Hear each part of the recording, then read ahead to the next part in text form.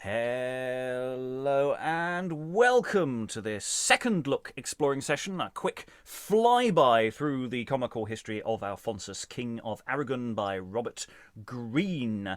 This is quite a chunky text to try and do in one session, so we're going to be giving it a bit of welly to try and get through it.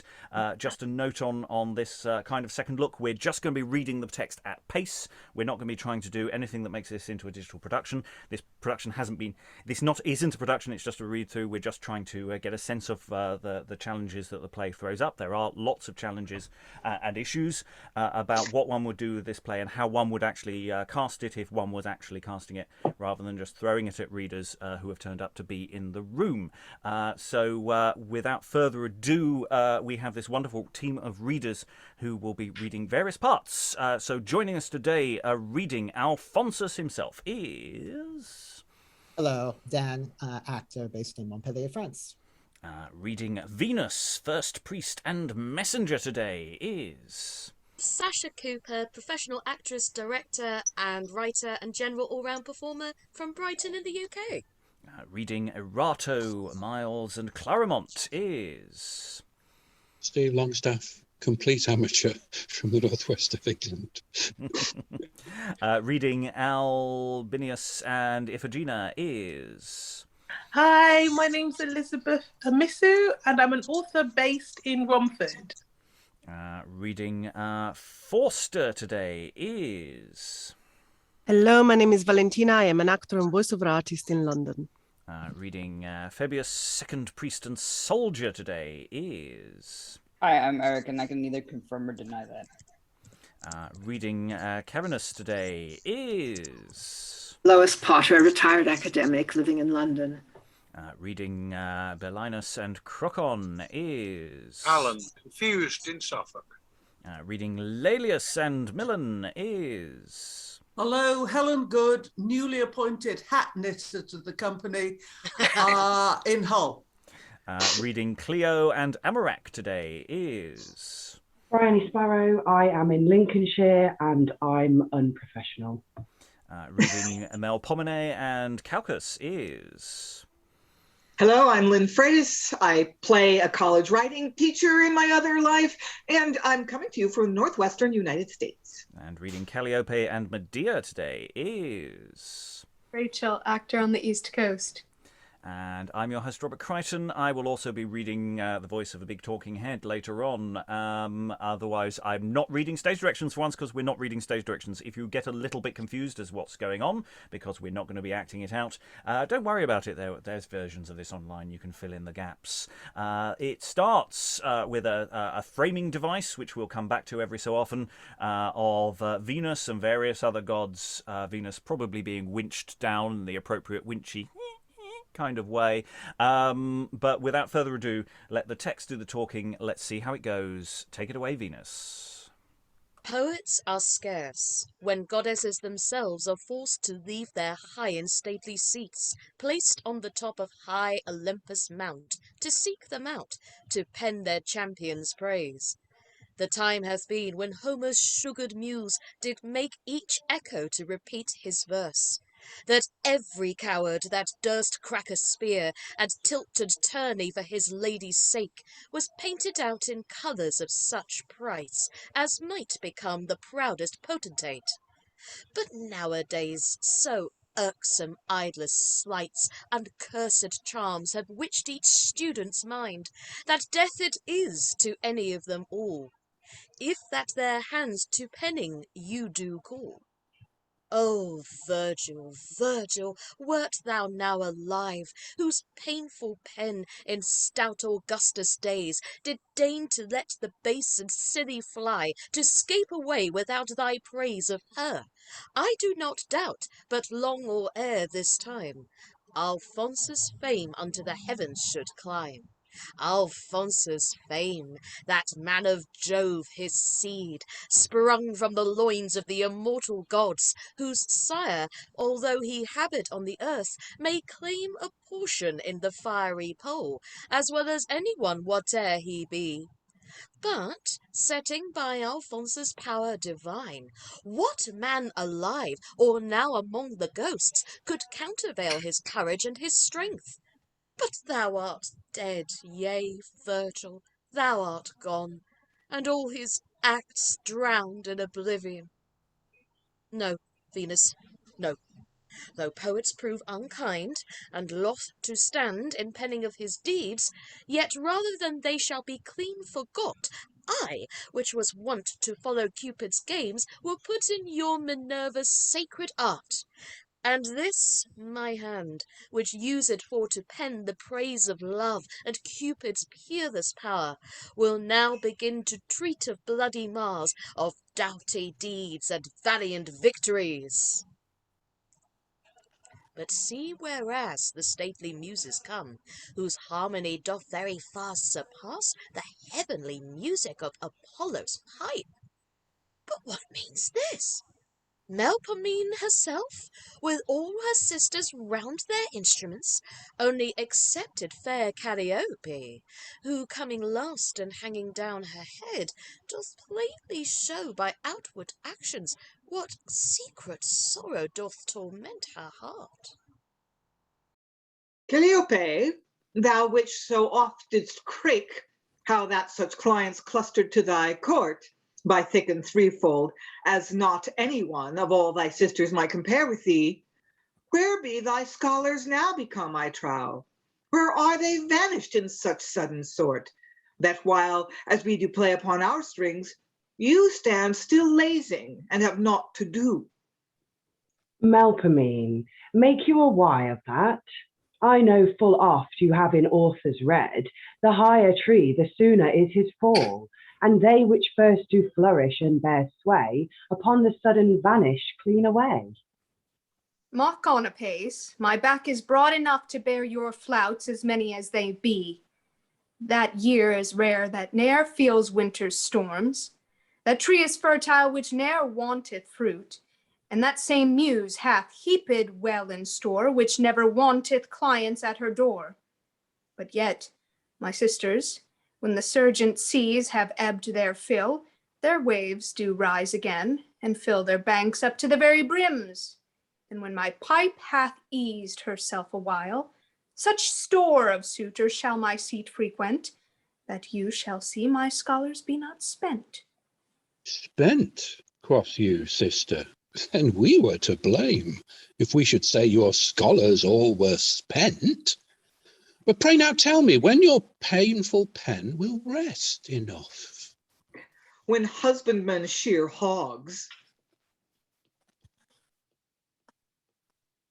Melpomene, Erato, and the rest, from thickest shrubs Dame Venus did espy, mortal hatred which you jointly bear unto your sister high Calliope. What do you think, that if the tree do bend, it follows therefore that it needs must break? And since her pipe a little while doth rest, it never shall be able for to sound? Yes, muses, yes, if that she will vouchsafe to entertain Dame Venus in her school, and further me with her instructions, she shall have other scholars which will deign to be in any other muse's company. Most sacred Venus, do you doubt of that? Calliope would think her 3 times blessed for to receive a goddess in her school, especially so high and one as you, which rules the earth and guides the heavens too. Then sound your pipes, and let us bend our steps unto the top of high Parnassus hill, and there together do our best devoir for to describe Alphonsus' warlike fame, and, in the manner of a comedy, set down his noble valour presently. As Venus wills, so bids Calliope. And as you bid, your sisters do agree. My noble son, since first I did recount the noble acts your predecessors did in Aragon against their warlike foes, I never yet could see thee joy at all, but hanging down thy head as malcontent, thy youthful days in mourning have been spent. Tell me, Alphonsus, what might be the cause that makes thee thus to pine away with care? Hath old Carinus done thee any offense in reckoning up these stories unto thee? What, ne'er a word, but mum? Alphonsus, speak, unless your father's fatal day you seek. Although, dear father, I have often vowed ne'er to unfold the secrets of my heart to any man or woman who some'er dwells underneath the circle of the sky, yet do your words so conjure me, dear sire, that needs I must fulfill that you require. Then so it is. Amongst the famous tales which you rehearsed done by our sires in war, would you as came unto your father's days with sobbing notes, with sighs and blubbering tears, and much ado, at length you thus began. Next to Alphonsus should my father come, for to possess the diadem by right of Aragon, but that wicked wretch, his younger brother, with aspiring mind, by secret treason, robbed him of his life, and me, his son, of that which was my due. These words, my sire, did so torment my mind as I had been with Ixion in hell. The ravening bird could never plague me worse, for ever since my mind hath trouble been, which way I might revenge this traitorous fact, and that recover which is ours by right. Ah, my Alphonsus, never think on that. In vain it is to strive against the stream. The crown is lost and now in hucksters' hands, and all our hope is cast into the dust. Bridle these thoughts, and learn the same of me. A quiet life doth pass an empery. Yet, noble father, ere Carinus' brood shall brook his foe for to usurp his seat, he'll die the death with honor in the field, and so his life and sorrow is brief for the end. But did I know my froward fate were such as I should fail in this my just attempt? This sword, dear father, should the author be, to make an end of this my tragedy. Therefore, sweet sire, remain you here a while, and let me walk my fortune for to try. I do not doubt, but ere the time be long, I'll quite his cost, or else myself will die. My noble son, since that thy mind is such for to revenge thy father's foul abuse, as that my words may not a whit prevail to stay thy journey, go with happy fate, and soon return unto thy father's cell with such a train as Julius Caesar came to noble Rome, when as he had achieved the mighty monarch of the triple world. Meantime, Carinus in this silly grove will spend his days with prayers and orisons to mighty Jove to further thine intent. Farewell, dear son Alphonsus, fare you well. And is he gone? And high, Alphonsus high, to try thy fortune where thy fates do call. A noble mind disdains to hide his head and let his foes triumph in his overthrow. What loitering fellow have we spied here? Presume not, villain, further for to go, unless you do at length the same repent. Villain, sayest thou? Nay, villain in thy throat. What knowest thou, skipjack, with whom thou villain callest? A common vassal I do villain call. That shalt thou soon approve. Persuade thyself, or else I'll die, or thou shalt die for me. What? Do I dream, or do my dazzling eyes deceive me? Is it Alphonsus that I see? Doth now Medea use her wonted charms for to delude Albinius' fantasy? Or doth black Pluto, king of dark Avon, seek to flout me with his counterfeit? His body like to Alphonsus's framed is. His face resembles much Alphonsus's hue. His noble mind declares him for no less. 'Tis he indeed. Woe worth Albinius, whose babbling tongue hath caused his own annoy. Why doth not Jove send from the glittering skies his thunderbolts to chastise this offence? Why doth Dame Terror cease with greedy jaws to swallow up Albinius presently? What, shall I fly and hide my traitorous head from stout Alphonsus whom I so misused? Or shall I yield? Tush, yielding is in vain.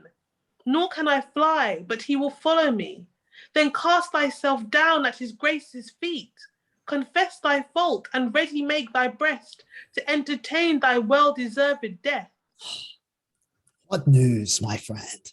Why are you so blank that erst before did vaunt it to the skies? Pardon, dear lord. Albinius pardon craves for this offence, which by the heavens I vow, unwittingly I did unto your grace. For had I known Alphonsus had been here, ere that my tongue had spoke so traitorously, this hand should make my very soul to die. Ah, rise up, my friend, thy pardon soon is got. But prithee, tell me what the cause might be, that in such sort thou erst upbraidest me.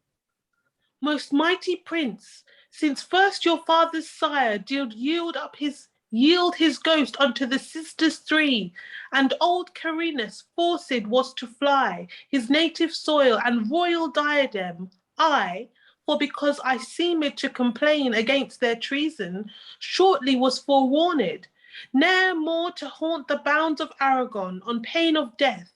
Then like a man forlorn, I sought about to find some resting place, and at the length did hap upon this shore, where showing forth my cruel banishment, by King Belinus I am succoured.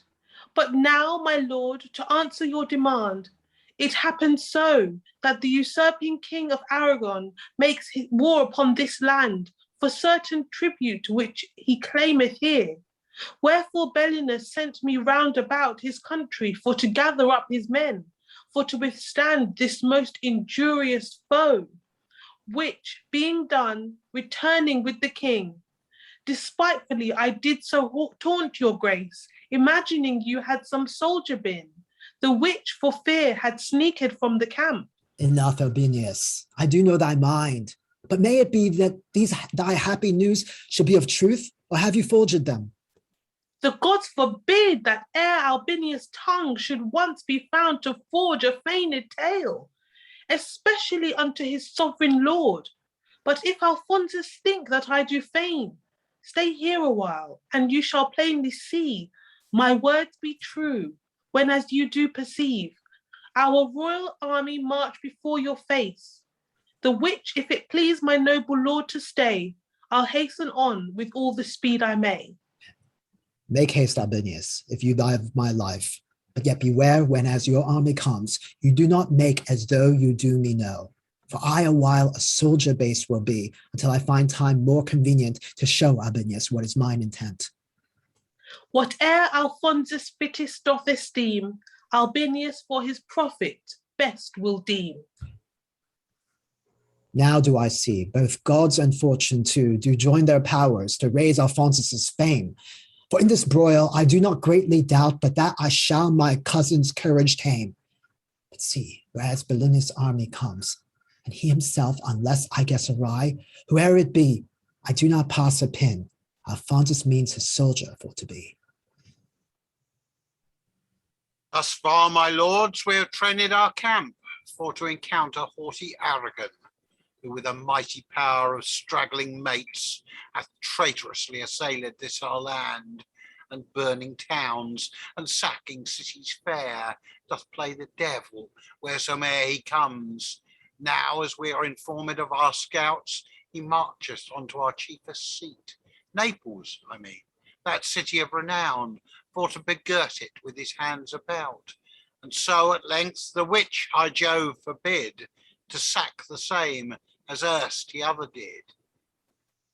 If which should hap Belinus were undone, his country spoiled and all his subjects slain, wherefore your sovereign thinketh it most meet for to prevent the fury of the foe, and Naples succour that distressed town by entering in ere Aragon doth come with all our men, which will sufficient be for to withstand their cruel battery. The silly serpent, found by country swain, and cut in pieces by his furious blows, yet if her head do scape away untouched, as many write, it very strangely goes to fetch an herb, with which in little time her battered corpse again she doth conjoin. But if by chance the ploughman's sturdy staff do hap to hit upon the serpent's head, and bruise the same, though all the rest be sound, yet doth the silly serpent lie for dead. nor can the rest of all her body serve, to find a salve which may her life preserve. Even so, my lord, if Naples once be lost, which is the head of all your grace's land, easy it were for the malicious foe to get the other cities in their hand. But if from them that Naples town be free, I do not doubt but safe the rest shall be. And therefore, mighty king, I think it best to succour Naples rather than the rest. 'Tis bravely spoken, by my crown I swear. I like thy counsel and will follow it. But hark, Albinius, dost thou know the man that doth so closely earthwater stand? Not I, my lord, nor never saw him yet. Then prithee go and ask him presently what countryman he is, and why he comes into this place. Perhaps he is someone that is sent hither as a secret spy to hear and see in secret what we do. My friend, what art thou, that so like a spy dost sneak about Belinus' royal camp? I am a man. A man, we know the same, but prithee tell me, instead scoffing by, what countryman thou art, and why you come, that we may soon resolve the king thereof. Why, say I am a soldier. Of whose band? Of his that will most wages to me give. But will you be content to serve Belinus in his wars? Aye, if he'll reward me as I do deserve, and grant where I win, it shall be mine incontinent. Believe me, sir, your service costly is, but stay a while, and I will bring you word what King Belinus says unto the same. What news, Albinius? Who is that we see? It is, my lord, a soldier that you see, who fain would serve your grace in these your wars, but that I fear his service is too dear. Too dear? Why so? What does the soldier crave? He craves, my lord, all things that with his sword he doth obtain, whatever that they be. Content, my friend, if thou wilt suffer me. Whatsoe'er you get, what that challenge as thine own, Belinus give it frankly unto thee, although it be the crown of Aragon. Come on, therefore, and let us hire pace to Naples town, whereas by this I know our foes have pinched their tents against our walls. March on, my lord, for I will follow you, and do not doubt but ere the time be long, I shall obtain the crown of Aragon.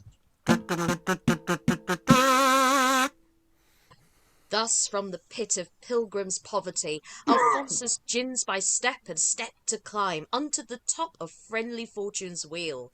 From banished state, as you have plainly seen, he is transformed into a soldier's life, and marcheth in the ensign of the king of worthy Naples, which Belinus hight. Not for because that he doth love him so, but that he may revenge him on his foe. Now on the top of lusty barbed steed he mounted is, in glittering armour clad, seeking about the troops of Aragon, for to encounter with his traitorous niece.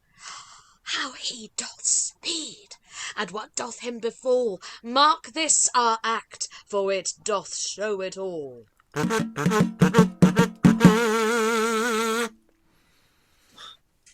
Go, pack thou hence unto the Stygian lake, and make report unto thy traitorous sire how well thou hast enjoyed the diadem which he by treason set upon thy head. And if he ask thee who did send thee down, Alphonsus say, who now must wear thy crown? Traitor, how darest thou look me in the face, whose mighty king thou traitorously hast slain? What? Dost thou think Flaminius hath no friends, for to revenge his death on thee again? Yes, be you sure that ere you scape from hence, the gasping ghost shall bear him company, or else myself, fighting for his defence, will be content by those thy hands to die. Laelius, few words would be better thee become, especially as now the case doth stand. And didst thou know whom thou dost threaten thus? We should have you more calmer out of hand. For Laelius, know that I, Alphonsus, am the son and heir to the old Carinus, whom the traitorous father of Flaminius did secretly bereave his diadem. But see the just revenge of mighty Jove. The father dead, the son is likewise slain by that man's head who they did count as dead. Yet doth survive to wear the diadem when they themselves accompany the ghost which wander round about the Stygian fields. Muse not hereat, for it is true, I say, I am Alphonsus, whom thou hast misused. The man whose death I did so oft lament. Then pardon me for these uncourteous words, which I in my rage did utter forth, pricked by the duty of a loyal mind. Pardon, Alphonsus, this my first offence, and let me die if e'er I fight flight again. Laelius, I fain would pardon this offence, and eke accept thee to my grace again. But that I fear that when I stand in need and want your help, you will your lord betray. How say you, Laelius? May I trust to thee? Aye, noble lord, by all the gods I vow. For first shall heavens want stars, and foaming seas want watery drops, before I'll traitor be unto Alphonsus, whom I honour so.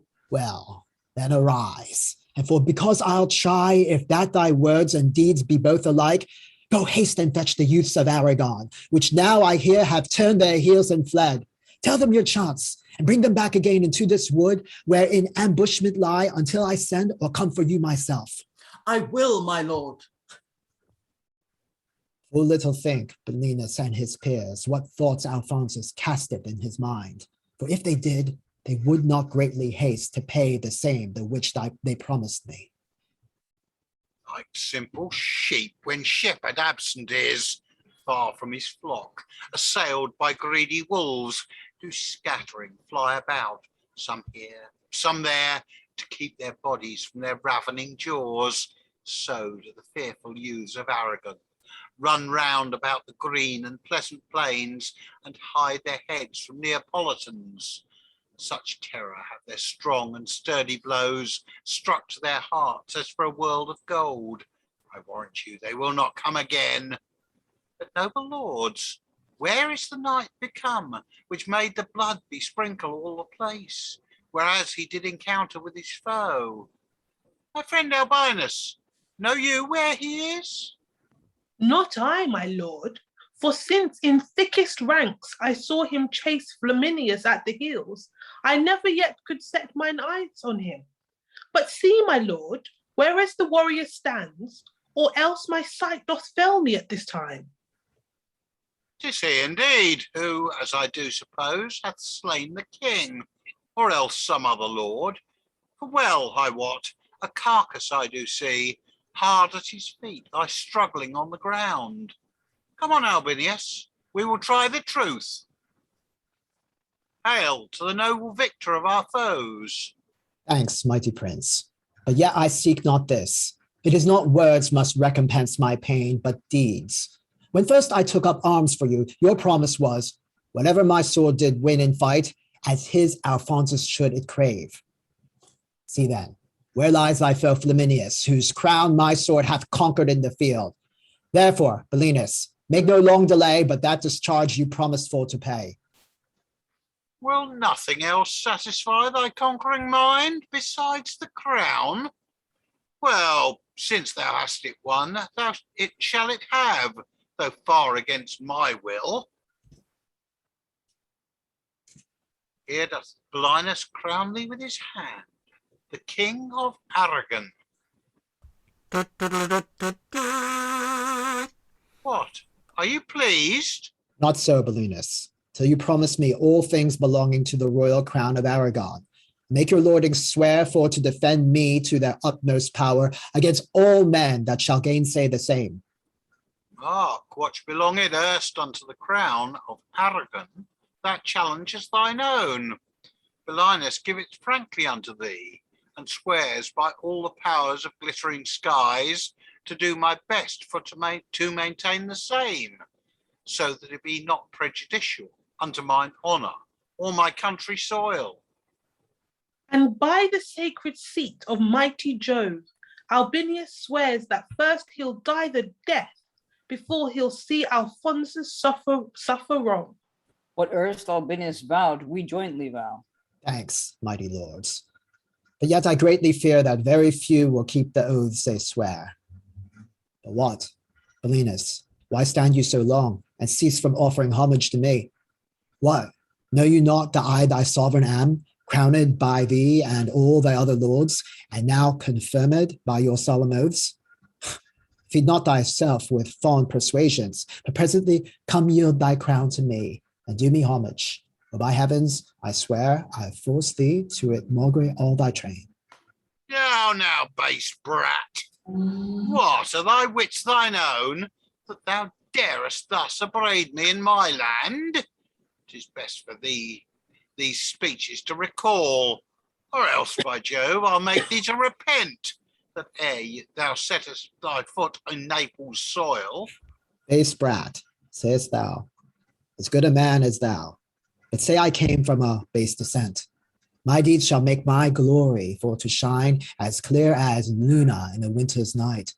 But for because thou bragg'st so of thy birth, I'll see how it shall profit thee anon.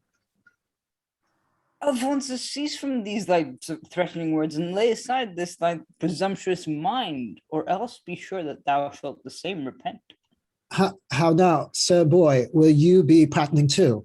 'Tis best for thee to hold thy tattling tongue, unless I send someone to scourge thy breach. Why then? I see 'tis time to look about, when every boy Alphonsus dares control. But be they sure, ere Phoebus' golden beams have compassed the circle of the sky, I'll clog their tongues, since nothing else will serve to keep those vile and threatening speeches in.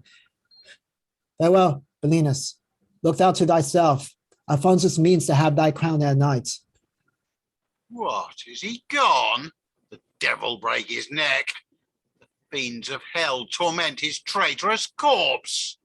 Is this the quittance of Belinus' grace, which he did show unto that thankless wretch, that runagate, that Rachael, yea, that thief?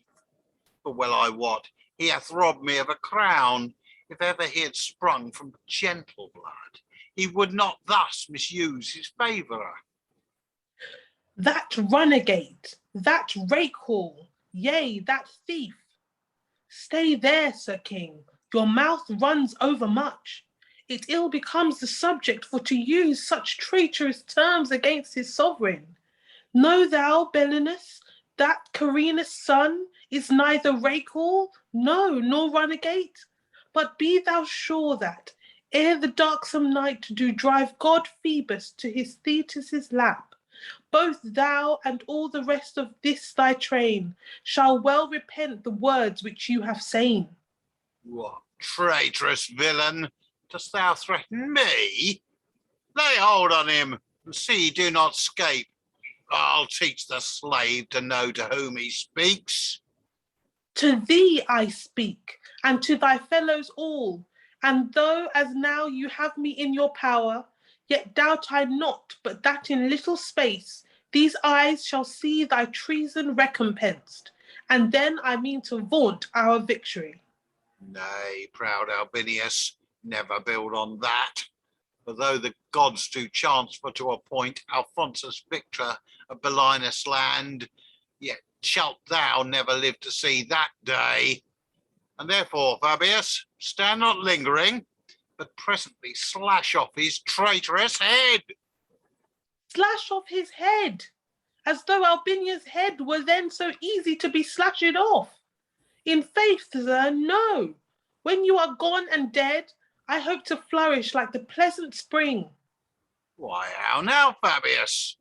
What, do you stand in doubt to do the deed? What fear you?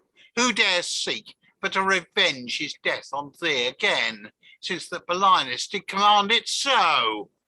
Or are you so waxed so dainty that you dare not use your sword for staining of your hands? If it be so, then let me see thy sword, and I will be his butcher for this time.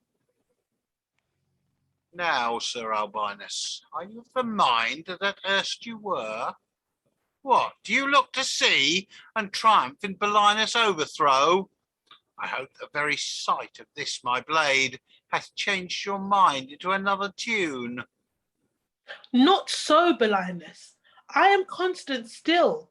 My mind is like to the Abeston stone, which, if it once be heat in flames of fire, denieth to becoming cold again.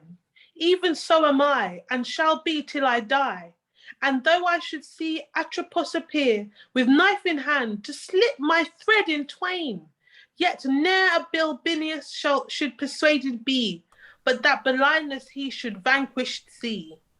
Nay then, Albinius, since that words are vain, but to persuade you from this heresy, this sword shall sure put you out of doubt. My noble lords of Aragon, I know you wonder what might the occasion be, that Laelius, which erst did fly the field, doth egg you forwards now unto the wars. But when you hear my reason out of doubt, you'll be content with this, my rash attempt. When first our king, Flaminius I do mean, did set upon the Neapolitans, the worst of you did know and plainly see how far they were unable to withstand the mighty forces of our royal camp, until such time as froward fates we thought, although the fates ordained it for our gain, did send a stranger stout, whose sturdy blows and force alone did cause our overthrow. But to our purpose, this same martial knight did hap to hit upon Flaminius, and lent our king then such a friendly blow as that his gasping ghost to limbo went, which when I saw, and seeking to revenge my noble lords, did hap on such a prize as never king nor Kaiser got the like. Laelius, of force we must confess to thee, we wondered all, when as you did persuade us to return unto the wars again. But since our marvel has increased much by these your words, which sound of happiness, therefore, good Laelius, make no tarrying, but soon unfold thy happy chance to us. Then, friends and fellow soldiers, hark to me. When Laelius thought for to revenge his king on that same night, instead of mortal foe, I found him for to be our chiefest friend. Our chiefest friend? I hardly can believe that he, which made such bloody massacres of stout Italians, can in any point bear friendship to the country or the king. As for your king, my Miles, I hold with you. He bare no friendship to Flaminius, but hated him as bloody Atropos. But for your country, Laelius doth avow he loves as well as any other land. Yea, sure, he loves it best of all the world. And for because you shall not think that I do say the same without a reason why, know that the knight Alphonsus hath to name, both son and heir to old Carinus, whom Flaminius' sire bereaved of his crown, who did not seek the ruin of our host for any envy he did bear to us, but to revenge him on his mortal foe, which by the help of high celestial Jove he hath achieved with honour in the field. Alphonsus, man, I'll ne'er persuaded be that ere Alphonsus may survive again, who with Carinus many years ago was said to wander in the Stygian fields. Truth, noble Miles, these mine ears have heard, for certainty reported unto me, that old Carinus with his peerless son had felt the sharpness of the sister's shears. And had I not of late Alphonsus seen, in good estate, though all the world should say he is alive, I would not credit them. But fellow soldiers, wend you back with me, and let us lurk within the secret shade, where he himself appointed unto us. And if you find my words to be untruth, then let me die to recompense the wrong. Laelius, make haste, soldiers of Aragon, set lingering by, and come and help your king. I mean Alphonsus, who, whilst that he did pursue Belinus at the very heels, was suddenly environed about with all the troops of mighty Milan land. News is this? Is it very so? Is our Alphonsus yet in human state, whom all the world did judge for to be dead? Yes, can I scarce give credit to the same? Give credit, yes, and since the Milan Duke hath broke his league of friendship, be he sure, ere Cynthia, the shining lamp of night, to scale the heavens with her horned head, both he and his shall very plainly see the league is burst that caused long the glee. And could the traitor harbour in his breast such mortal treason against his sovereign, as when he should with fire and sword defend him from his foes, he seeks his overthrow? March on, my friends! I never shall joy at all until I see that bloody traitor's fall. No sooner did Alphonsus with his troops set on the soldiers of Belinus' band, but that the fury of his sturdy blows did strike much terror to their daunted minds, that glad was he which could escape away, with life and limb, forth of that bloody fray. Belinus flies unto the Turkish soil to crave the aid of Amaruk their king, unto the which he willingly did consent, and sends Belinus with 2 other kings to know God Mahomet's pleasure in the same. Meantime, the empress by Medea's help did use such charms that Amaruk did see, in soundest sleep what afterward should hap.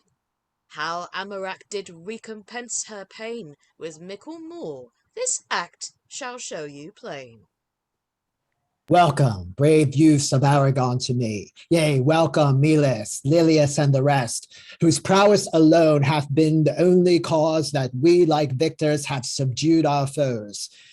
Lord, what a pleasure was it to my mind to see Belinus, which not long before did with his threatenings terrify the gods, now scud apace from warlike Laelius's blows.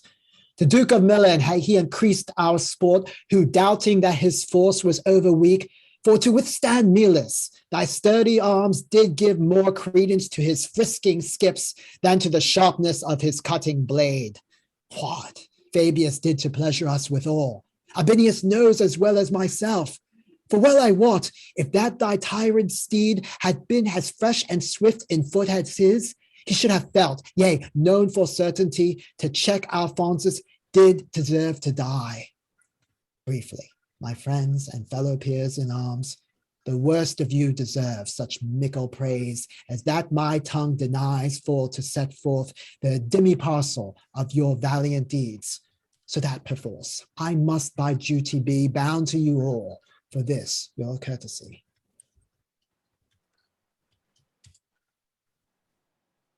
Not so, my lord, for if our willing arms have pleasured you so much as you dost say, we have done naught but that becometh us, for to defend our mighty sovereign.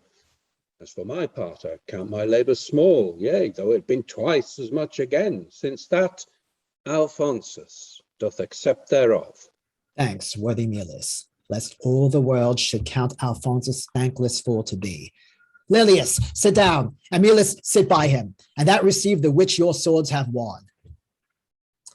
First, for because thou, Laelius, in these broils by martial might did proud Belinus chase from troop to troop, from side to side about, and never ceased from this thy swift pursuit, until thou hast obtained his royal crown.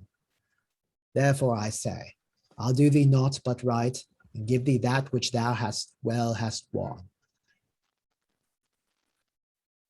Here doth Alphonsus crown thee, Laelius, king of Naples town, with all dominions that erst belonged to our traitorous foe, that proud Belinus in his regiment. Milus, thy share the Milan dukedom is, for well I wot thy sword deserved no less. The which Alphonsus frankly giveth thee in presence of his warlike men-at-arms. And if that any stomach this my deed, Alphonsus can revenge thy rule with speed. Now to Albinius, which in all my toils I have both faithful yea and friendly found, since that the gods and friendly fates assign this present time to me to recompense the sundry pleasures thou hast done to me. Sit down by them, and on thy faithful head receive the crown of peerless Aragon. Pardon, dear Lord, Albinius, at this time it ill becomes me for to wear a crown, when as my lord is destitute himself. Why, high Alphonsus, if I should receive this crown of you, the which high Jove forbid, where would you yourself obtain a diadem? Naples is gone, Milan possessed is, and naught is left for you but Aragon. Naught is left for me but Aragon? Yes, surely yes, my fates have so decreed that Aragon should be too base a thing for to obtain Alphonsus for her king. What? Hear you not how that our scattered foes, Belinus, Fabius, and the Milan Duke, are fled for succor to the Turkish court? And think you not that Amurac, their king, will with the mightiest power of all his land seek to revenge Belinus's overthrow? Then doubt I not, but ere these broils do end, Alphonsus shall possess the diadem that Amurac now wears upon his head. Sit down, therefore, and then that receive of me the which the fates appointed unto thee. Thou King of heaven, which by thy power divine dost see the secrets of each liver's heart, bear record now with what unwilling mind I do receive the crown of Aragon. Arise, Albinius, King of Aragon, crowned by me, who till my gasping ghost do part asunder from my breathless corpse, will be thy shield against all men alive, that for thy kingdom any way do strive. Now, since we have in such an happy hour confirmed 3 kings, come, let us march with speed into the city, for to celebrate with mirth and joy this blissful festival.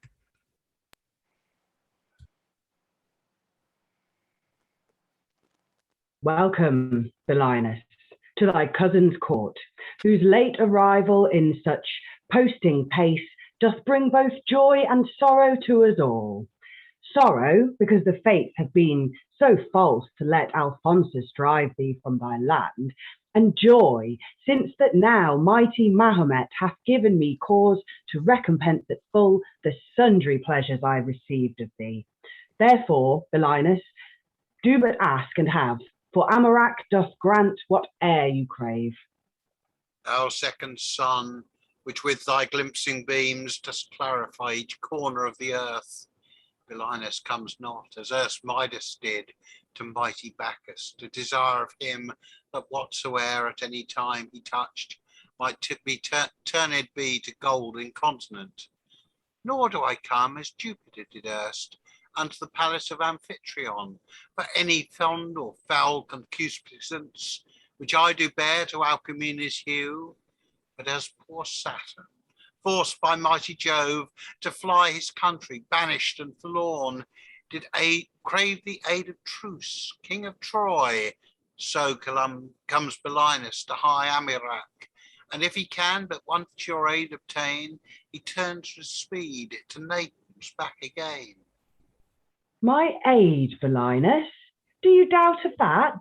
If all the men-at-arms of Africa, of Asia likewise, will sufficient be to press the pomp of that usurping mate, assure thyself, thy kingdom shall be thine, if Mahomet say I unto the same, for were I sure to vanquish all our foes, and find such spoils in ransacking their tents, as never any Kaiser did obtain, yet would I not set foot forth of this land, if Mahomet our journey did withstand.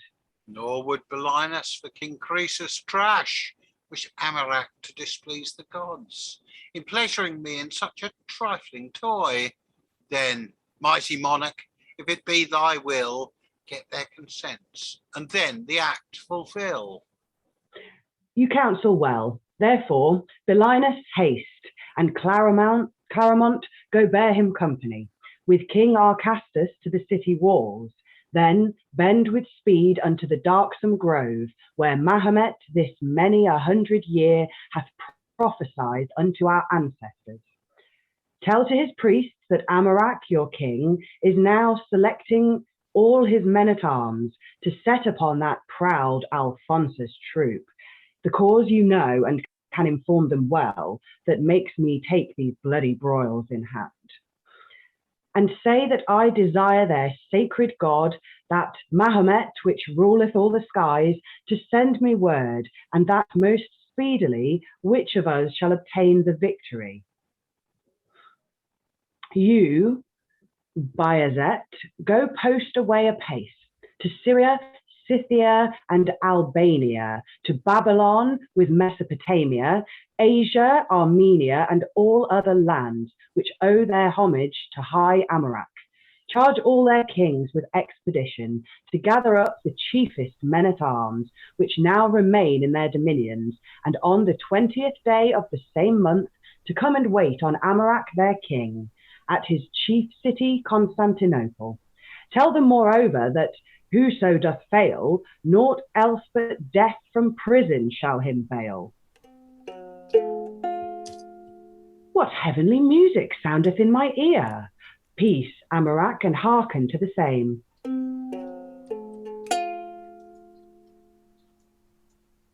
Now have our charms fulfilled our minds full well. High Amurac is lulled fast asleep. And doubt I not, but ere he wakes again, you shall perceive Medea did not gib, whenas she put this practice in your mind. Sit, worthy Fausta, at thy spouse his feet. Iphigenia, sit thou on the other side. Whate'er you see, be not aghast thereat, but bear in mind what Amurac doth chat.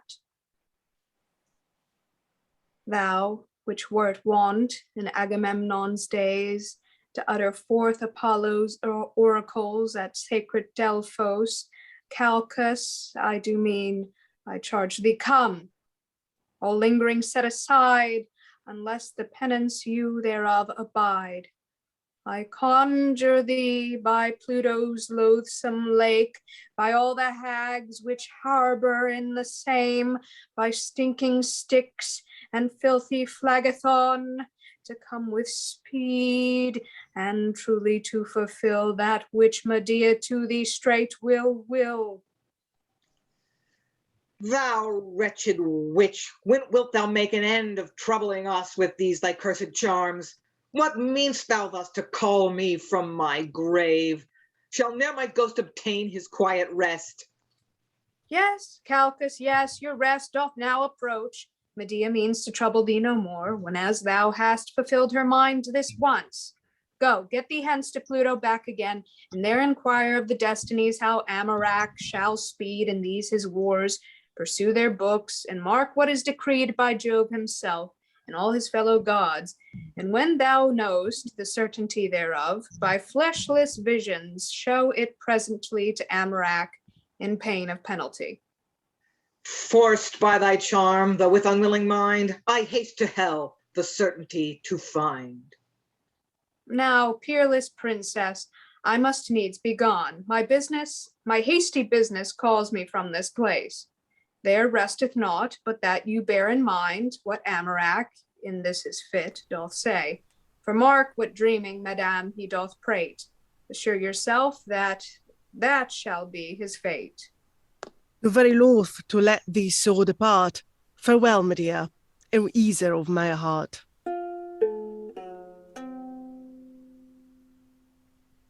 What, Amurac, dost thou begin to nod? Is this the care that thou hast of thy wars? As when thou shouldst be prancing of thy steed to egg thy soldiers forward in thy wars, thou sittest moping by the fireside? See where thy viceroys grovel on the ground. Look where Belinus breatheth forth his ghost. Behold by millions how thy men do fall before Alphonsus, like to silly sheep. And canst thou stand still, lazing in this sort? No, proud Alphonsus, Amurac doth fly to quail thy courage, and that speedily. And dost thou think, thou proud injurious god, Mahomet, I mean, since thy vain prophecies led Amurac into this doleful case, to have his princely feet in irons clapped, which erst the proudest kings were forced to kiss, that thou shalt escape unpunished for the same? No, no, as soon as by the help of Jove I escape this bondage, down go all thy groves, thy altars tumble round about the streets. And whereas erst we sacrificed to thee, now all the Turks thy mortal foes shall be. Behold, the gem and jewel of mine age, see where she comes, whose heavenly majesty doth far surpass the brave and gorgeous pace which Cytherea, daughter unto Jove, did put in yore, when as she had obtained the golden apple at the shepherd's hands. See, worthy Fausta, where Alphonsus stands, whose valiant courage could not daunted be, with all the men at arms of Africa.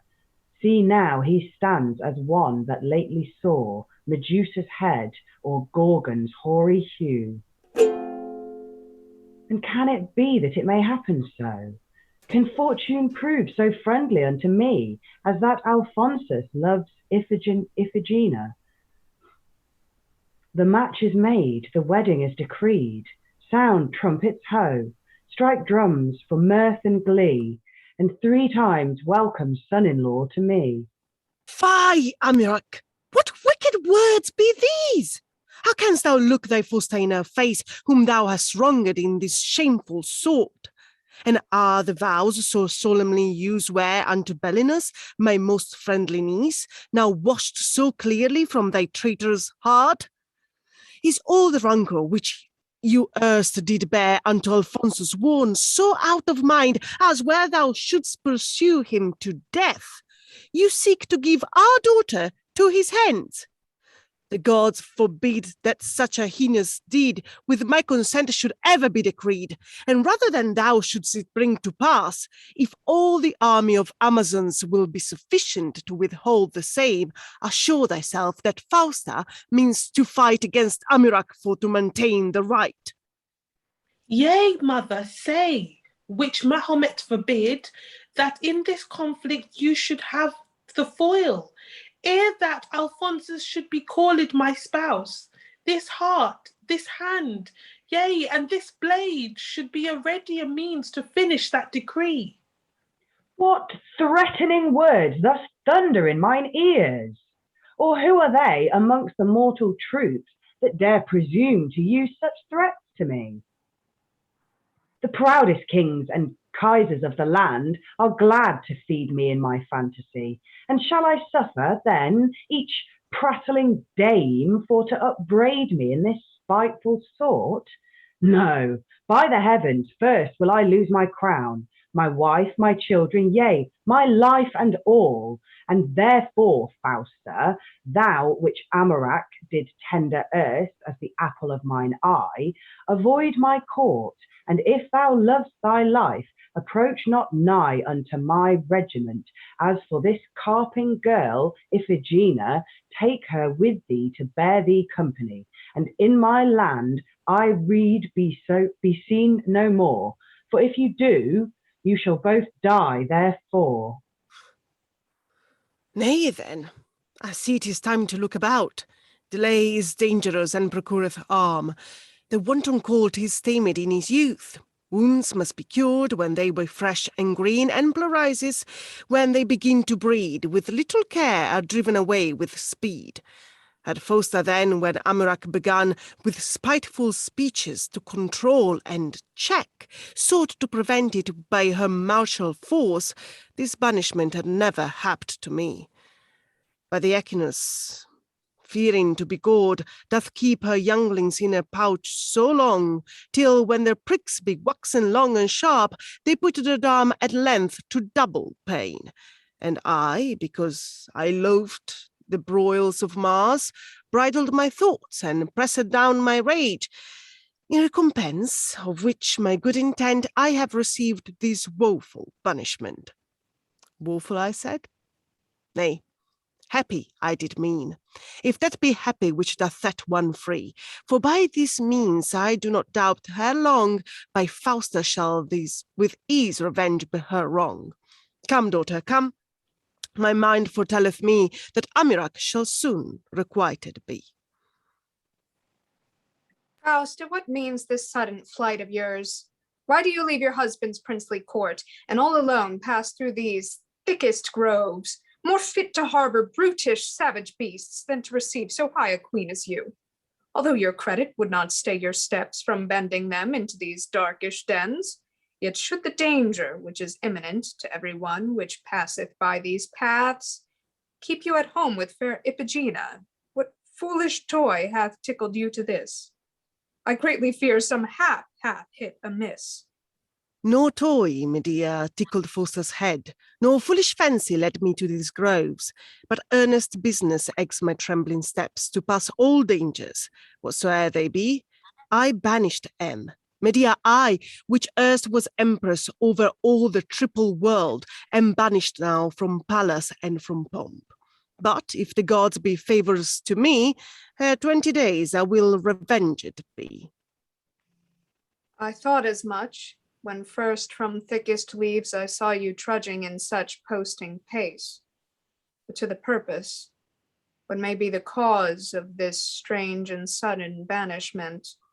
The cause, ask you? A simple cause, God wot.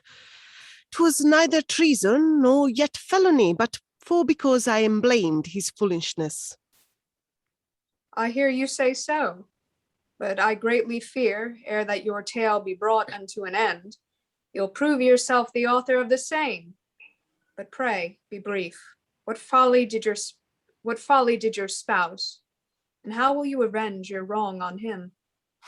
What folly, quoth you? Such as never yet was heard or seen, since Phoebus first gained shine. You know how he was gathering in all haste his men-at-arms to set upon the troops of proud Alphonsus, yea?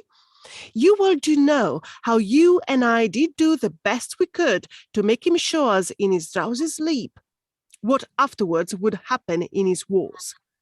Much talk he had, which now I have forgot, but at the length this surely was decreed, how that Alphonsus and Iphigena should be conjoined in Juno's sacred rites, which when I heard, as one that did despise that such traitor should be son to me, I did rebuke my husband Amirac. And since my words could take no better place, my sword, with help of all the Amazons, shall make him soon repent his foolishness. This is the cause, then, of your banishment? And now you go unto Amazone, to gather all your maidens in array, to set upon the mighty Amirac. O foolish queen, what meant you by this talk? Those prattling speeches have undone you all. Do you disdain to have that mighty prince, Alphonsus, counted for your son? I tell you, Fausta, he is born to be the ruler of a mighty monarch. I must confess the powers of Amirac be great. His confines stretch both far and near, yet are they not the third part of the lands which shall be ruled by Alphonsus' hands? And yet you deign to call him son-in-law? But when you see his sharp and cutting sword piercing the heart of this your gallant girl, you'll curse the hour wherein you did deny to join Alphonsus with Iphigena. The gods forbid that it happen so. Nay, never pray, for it must happen so. And is there then no remedy for it? No, none but one, and that you have forsworn. As though an oath can bridle so my mind, as that I dare not break 1,000 oaths for to eschew the danger imminent. Speak, good Medea, tell that way to me, and I will do it whatsoe'er it be. Then, as already you have well decreed, pack to your country, and in readiness select the army of Amazones, which you have done. When you have done, march with your female troop to Naples town to succor Amurac, and so, by marriage of Iphigena, you soon shall drive the danger clean away. So shall we soon eschew Charybdis lake and headlong fall to Scylla's greedy gulf? I vowed before, and now do vow again, before I wed Alphonsus, I'll be slain. In vain it is to strive against the stream. Fates must be followed, and the gods' decree must needs take place in every kind of cause. Therefore, fair maid, bridle these brutish thoughts, and learn to follow what the fates assign. When Saturn heard that Jupiter his son should drive him headlong from his heavenly seat, down to the bottom of the dark Avern, he did command his mother presently to do to death the young and guiltless child. But what of that? The mother loathed in heart for to commit so vile a massacre.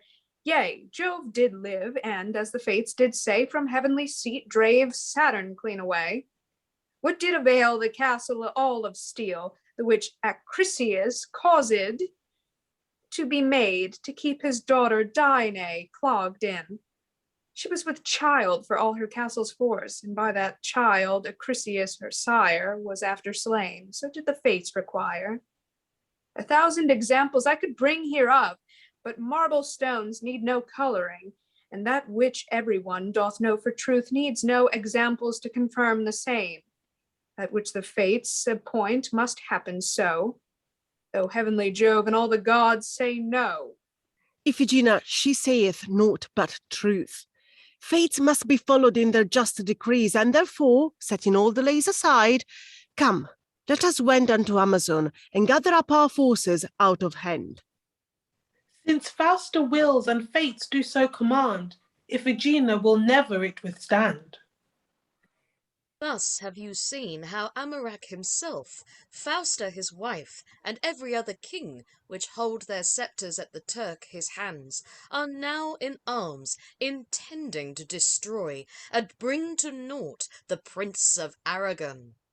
Charms have been used by wise Medea's art to know before what afterward shall hap. And King Belinus with high Clarimont joined to Arcastus, which with princely pomp doth rule and govern all the warlike Moors, are sent as legats to God Mahomet, to know his counsel in these high affairs. Mahound, provoked by Anorac's discourse, which, as you heard, he in his dream did use, denies to play the prophet any more. But by the long entreaty of his priests, he prophesies in such a crafty sort, as that the hearers needs must laugh for sport. Yet poor Belinus, with his fellow kings, did give such credence to that forged tale, as that they lost their dearest lives thereby, and Amurac became a prisoner unto Alphonsus, as straight shall appear.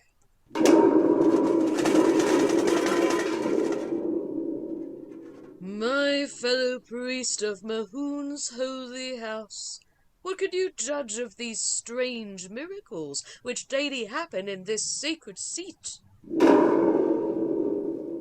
Hark! What a rumbling rattleth in our ears!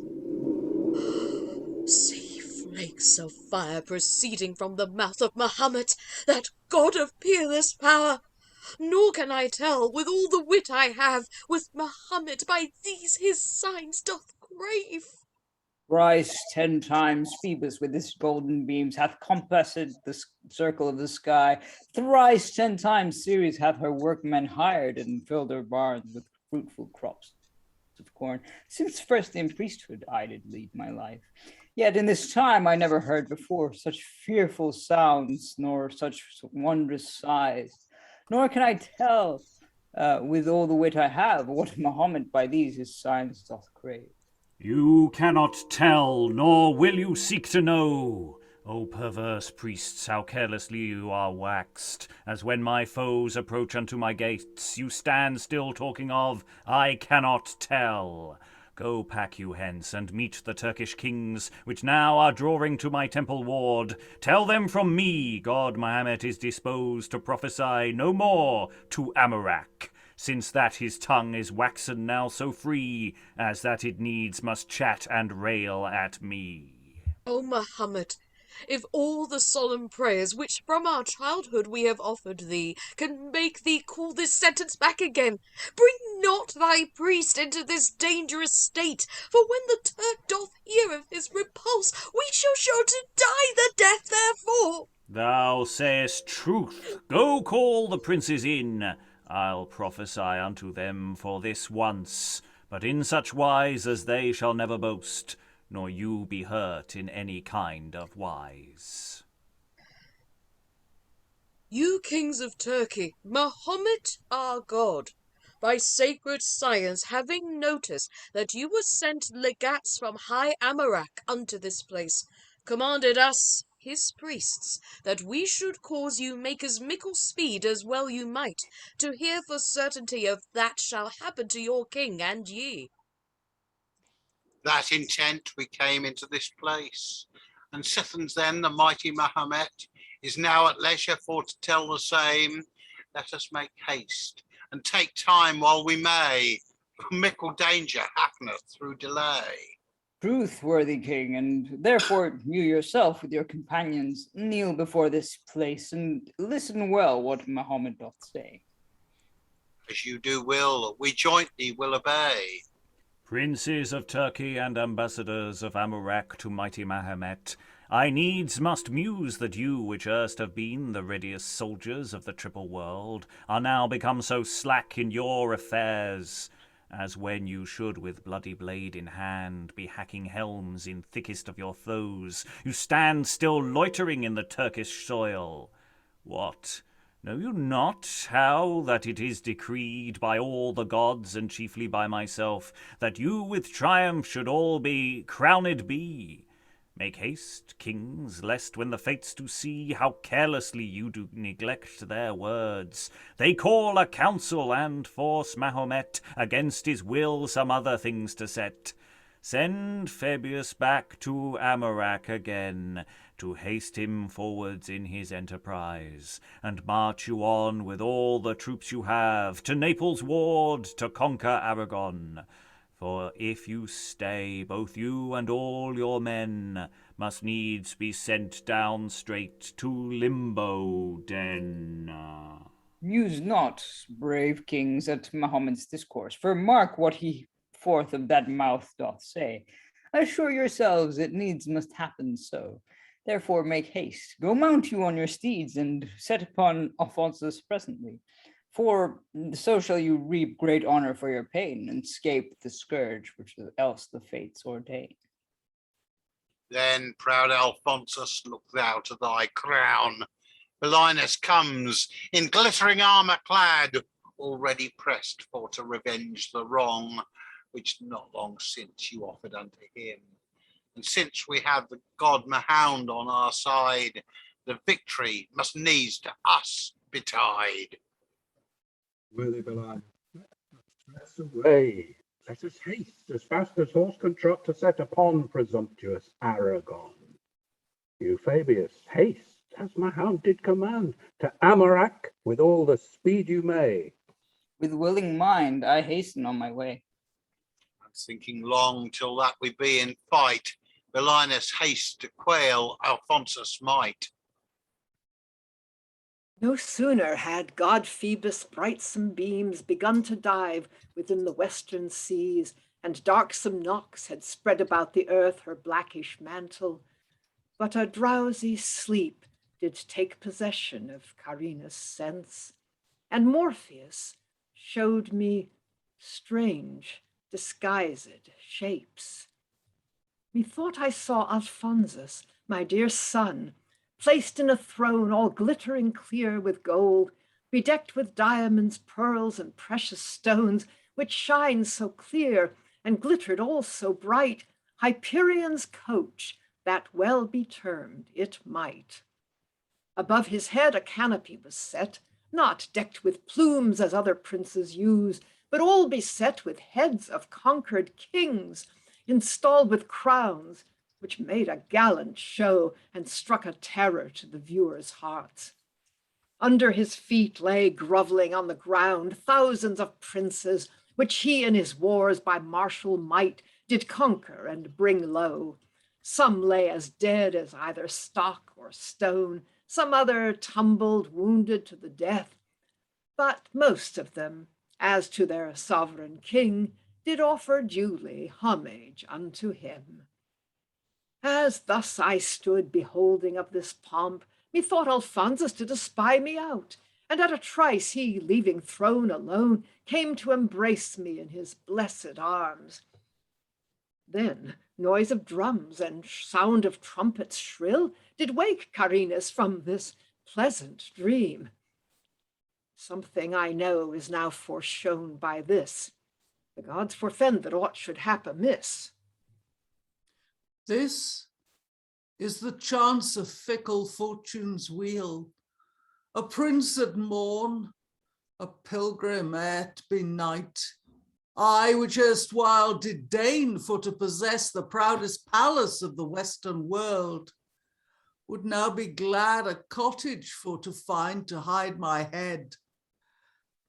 So fortune hath assigned. Thrice Hesperus with prompt and peerless pride hath heaved his head forth of the eastern seas.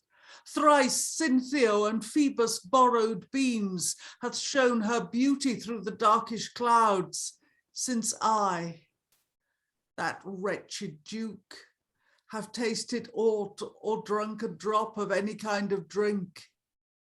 Instead of beds set forth with ebony, the greenish grass hath been my resting place, and for my pillow, stuffed with down, the hardish hillocks have sufficed my turn.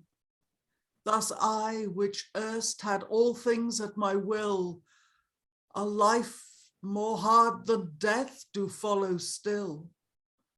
Methinks I hear, not very far from hence, some woeful wight lamenting his mischance.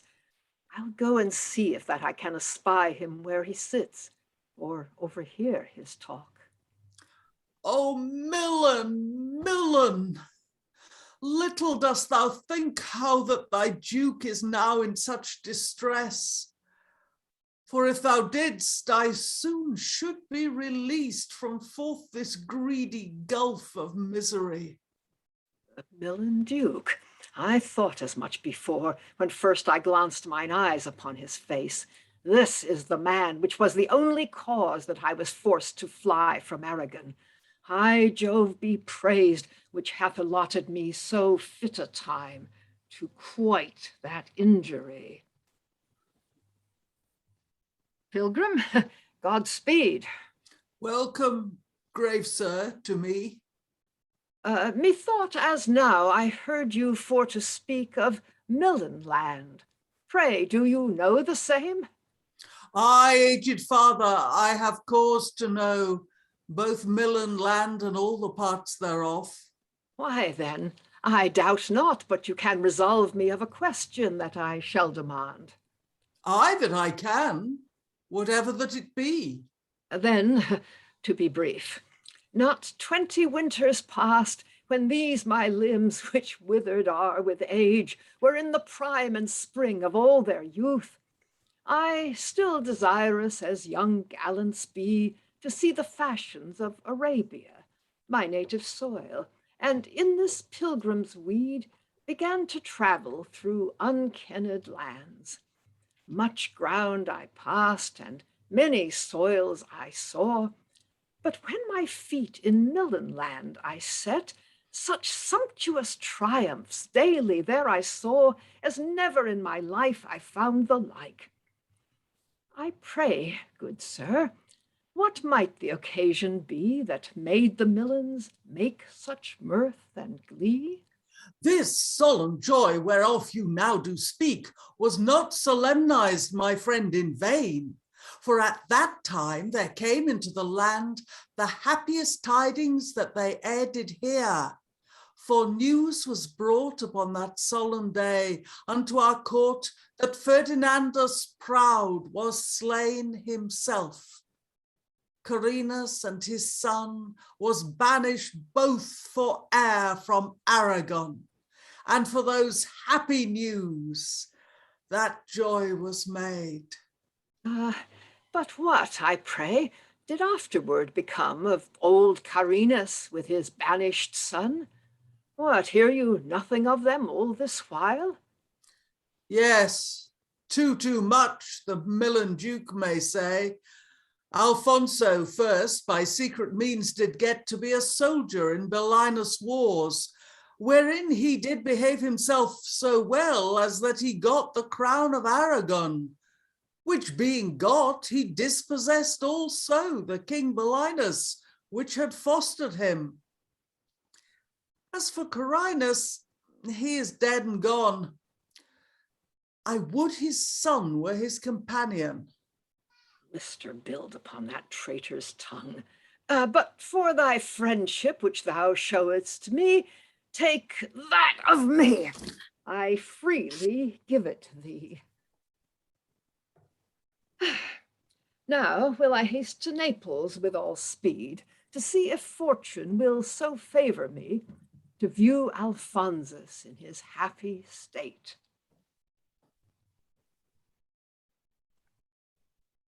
Fabius, come hither. What is that thou sayest? What did God Mahound prophesy to us? Why do our viceroys wend unto the wars before their king had notice of the same? What, do they think to play Bob Fool with me? Or are they waxed so frolic now of late, since that they had the leading of our bands, as that they think that mighty Amurac dares do not other than to soothe them up? Why speakest thou not? What fond or frantic fit did make those careless kings to venture it? Pardon, dear lord, no frantic fit at all. No frolic vein, nor no presumptuous mind did make your viceroys take these wars in hand, but forced they were by Mahound's prophecy to do the same, or else resolved to die. So, sir, I hear you, but can scarce believe that Mahomet would charge them go before against Alphonsus with so small a troop, whose number far exceeds King Xerxes' troop. Yes, noble lord, and more than that, he said that that you, with these your warlike men, should come to bring your succor to the field. Belinus, Clarimont, and Arcastus too, should all be crowned with crowns of beaten gold, and borne with triumph round about their tents. With triumph, man? Did Mahound tell them so? Provost, go carry Fabius presently unto the Marshalsea. There let him rest, clapped sure and safe in fetters all of steel, till Amurac discharge him from the same. For be he sure, unless it happen so, as he did say Mahound did prophecy, by this my hand, forthwith the slave shall die. Stay, Provost, stay, let Fabius alone.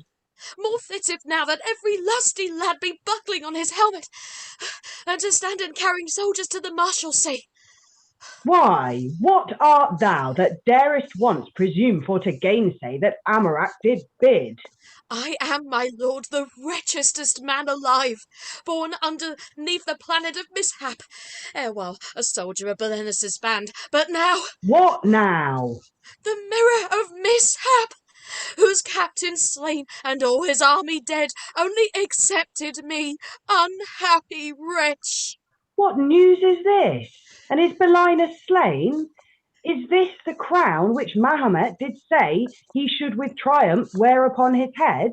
Is this the honour which that cursed god did prophesy should happen to them all?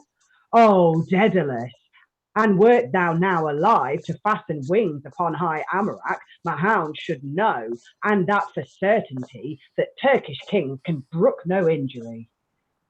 Tush, my lord, I wonder what you mean thus to exclaim against high Mahomet. I'll lay my life that ere this day be past, you shall perceive his tidings will be waste. We shall perceive, accursed Fabius. Suffice it not that thou hast been the man that first did beat those baubles in my brain, but that, to help me forward in my grief, thou seekest to confirm so foul a lie. Go, get thee hence, and tell thy traitorous king what gift you had, which did such tidings bring. And now, my lords, since nothing else will serve, buckle your helms, clap on your steeled coats, mount on your steeds, take lances in your hands, for Amurac doth mean this very day proud Mahomet with weapons to assay. Mercy, high monarch, it is no time now to spend the day in such vain threatenings against our God, the mighty Mahomet. More fitteth thee to place thy men at arms in battle array, for to withstand your foes, which now are drawing towards you with speed. Hark! How their drums with dub-a-dub do come! To arms, high lord, and set these trifles by, that you may set upon them valiantly. And do they come, you kings of Turkey land? Now is the time in which your warlike arms must raise your names above the starry skies. Call to your mind your predecessors' acts, whose martial might this many 100 years did keep those fearful dogs in dread and awe, and let your weapons show Alphonsus plain that though they be clapped up in clay, yet there be branches sprung up from those trees in Turkish land, which brook no injuries. Besides the same, remember with yourselves what foes we have, not mighty Tamburlaine, nor soldiers trained up amongst the wars, but fearful boars, picked from their rural flock, which till this time were wholly ignorant what weapons meant, or bloody Mars doth crave.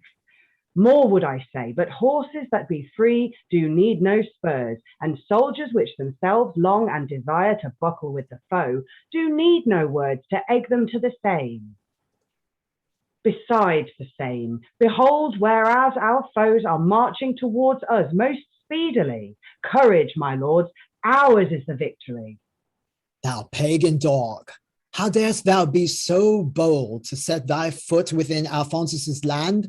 What? Art thou come to view thy wretched kings, whose traitorous heads bedeck my tent so well?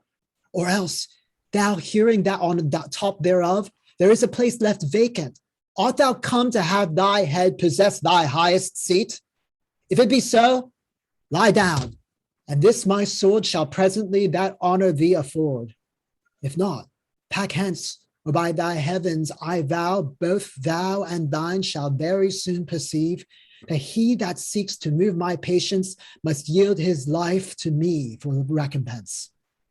Why, proud Alphonsus, thinkst thou Amurac, whose mighty force doth terrify the gods, can e'er be found to turn his heels and fly away for fear from such a boy as thou? No, no, although that Mars this mickle while hath fortified thy weak and feeble arm, and fortune oft hath viewed with friendly face thy armies marching victors from the field, yet at the presence of high Amurac, fortune shall change, and Mars, that god of might, shall succor me and leave Alphonsus quite. Pagan, I say, thou greatly art deceived. I clap up fortune in a cage of gold to make her turn her wheel as I think best. And as for Mars, whom you do say will change, he moping sits behind the kitchen door, pressed at commands of every scullion's mouth who dares not stir, nor wants to move a whit, for fear Alphonsus then should stomach it. Blasphemous dog! I wonder that the earth doth cease from renting underneath thy feet to swallow up that cankered corpse of thine. I muse that Jove can bridle so his ire as when he hears his brother so misused, he can refrain from sending thunderbolts by thick and threefold to revenge his wrong. Mars, fight for me, and fortune be my guide, and I'll be victor, whatsome'er betide.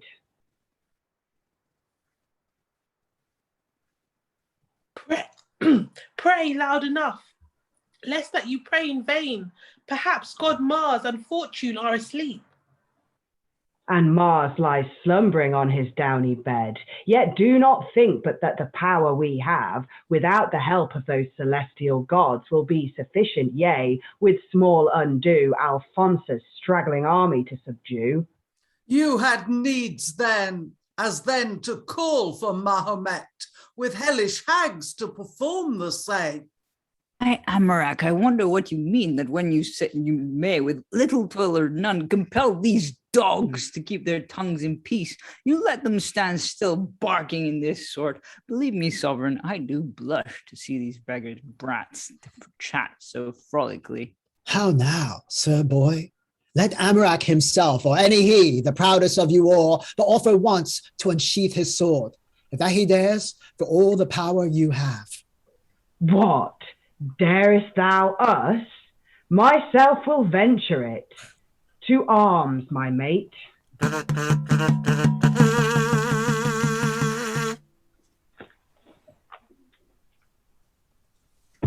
Fierce is the fight, and bloody is the broil.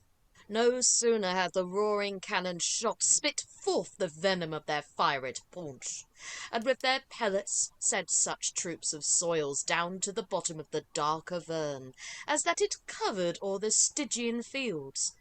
But on a sudden all the men-at-arms, which mounted were on lusty coursers' backs, did rush together with so great a noise, as that I thought the giants one more time did scale the heavens, as erst they did before.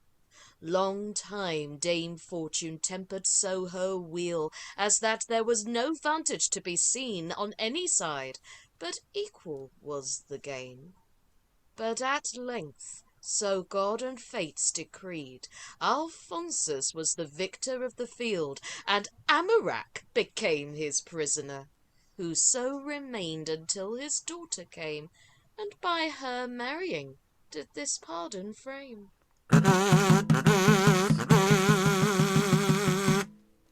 You Turkish kings, what sudden flight is this? What mean the men, which for their valiant prowess were dreaded, has clean through the triple world, thus cowardly to turn their backs and fly? What frowned fortune happened on your side? I hope your king in safety doth abide. I, noble madam, Amarak doth live, and long I hope he shall enjoy his life. But yet I fear, unless more succour come, we shall both lose our king and sovereign. How so, King Crocon? Dost thou speak in jest, to prove if Fausta would lament his death, or else hath anything happed him amiss? Speak quickly, Crocon. What the cause might be that thou dost utter forth these words to me?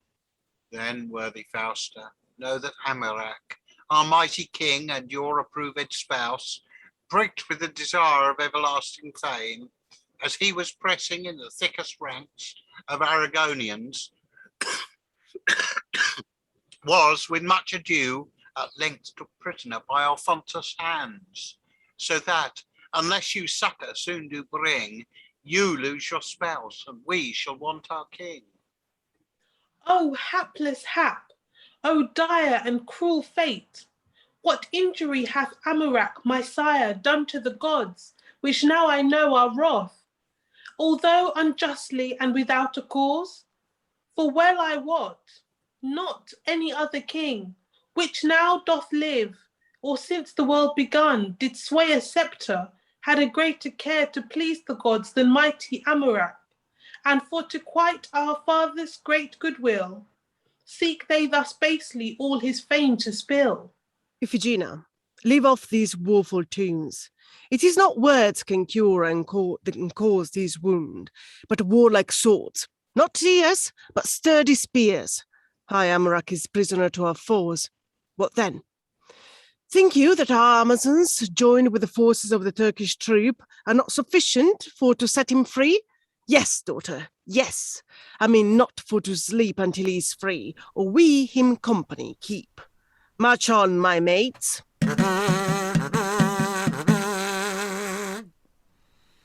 How now, Alphonsus? You which never yet could meet your equal in the feats of arms, How haps it now that in such sudden sort you fly the presence of a silly maid? What, have you found mine arm of such a force as that you think your body over weak for to withstand the fury of my blows? Or do you else disdain to fight with me for staining of your high nobility?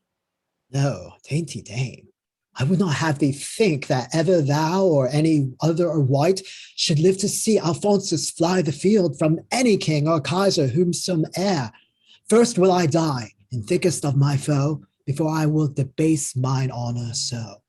Nor do I scorn, thou goddess, for to stain my prowess with thee, although it be a shame for knights to combat with the female sect. But love, sweet mouse, hath so benumbed my wit that though I would, I must refrain from it. I thought as much when first I came to wars. Your noble acts were fitter to be writ within the tables of Dame Venus' son than in God Mars his warlike registers. Whenas your lords are hacking helms abroad and make their spears to shiver in the air, your mind is busied in fond Cupid's toys. Come on, i' faith, I'll teach you for to know. We came to fight and not to love, I trow. Nay, virgin, stay.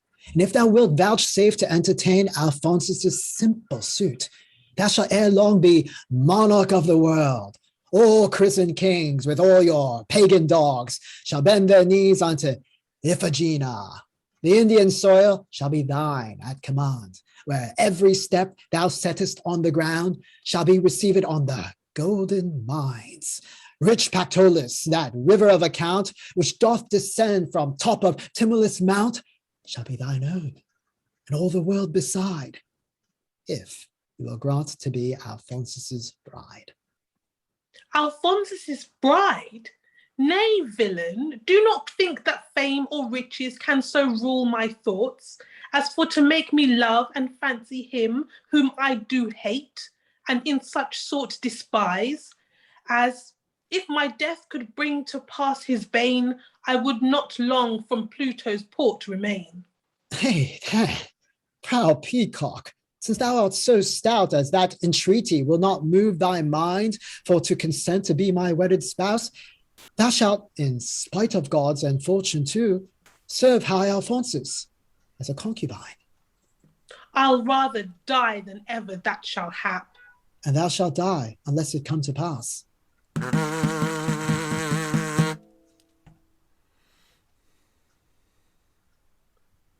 Nay, Amarak, this is no time to jar. Although thy wife did, in her frantic mood, use speeches which might better have been spared, yet do thou not judge this same time to be a season to requite that injury. More fitteth thee with all the wit thou hast, to call to mind which way thou mayst release thyself, thy wife, and fair Iphigena, forth of the power of stout Alphonsus' hands. For, well I wot, since first you breathed breath, you never were so nigh the snares of death. Now, Amarak, your high and kingly seat, your royal scepter and your stately crown, your mighty country and your men-at-arms be conquered all, and can no succor bring. Put then no trust in these same paltry toys, but call to mind that thou a prisoner art, clapped up in chains, whose life and death depend upon the hands of thy most mortal foe. Then take thou heed that whatsoe'er he say, thou dost not once presume for to gainsay. Away, you fool! Think you your cursed charms can bridle so the mind of Amarak, as that he will stand crouching to his foe? No, no, be sure that if that beggar's brat do dare but once to contrary my will, I'll make him soon in heart for to repent, that ere such words gainst Amarak he spent. Then, since thou dost disdain my good advice, look to thyself, and if you fare amiss, remember that Medea counsel gave, which might you safe from all those perils save. But Fausta, you, as well you have begun, but where you follow still your friend's advice, if that Alphonsus do desire of thee to have your daughter for his wedded spouse, for where you do not once the same gainsay, unless with death you do your rashness pay. No, worthy wight. First Fausta means to die before Alphonsus she will contrary. Why, then, farewell, but you, Iphigena, beware you do not over squeamish wax, when as your mother giveth her consent. The gods forbid that e'er I should gainsay that which Medea bids me to obey. Now, Amarak, the proud blasphemous dogs, for so you termed us, which did brawl and rail against God Mars and fickle fortune's wheel, have got the goal for all your solemn prayers. Yourself our prisoner, which as then did think that all the forces of the triple world were insufficient to fulfill the same. How like you this? Is fortune of such might, or hath God Mars such force or power divine, as that he can with all the power he hath set thee and thine forth of Alphonsus' hands? I do not think, but that your hope's so small, as that you would with very willing mind yield for my spouse the fair Iphigena. On that condition, that without delay, Fausta and you may scot-free escape away. What, think'st thou, villain, that high Amarak bears such a mind as, for the fear of death, he'll yield his daughter, yea, his only joy, into the hands of such a dunghill knight? No, traitor, no, for though as now I lie, clapped up in irons and with bolts of steel, yet do there lurk within the Turkish soil such troops of soldiers that with small ado they'll set me scot-free from your men and you. Villain, sayest thou, traitor and dunghill knight.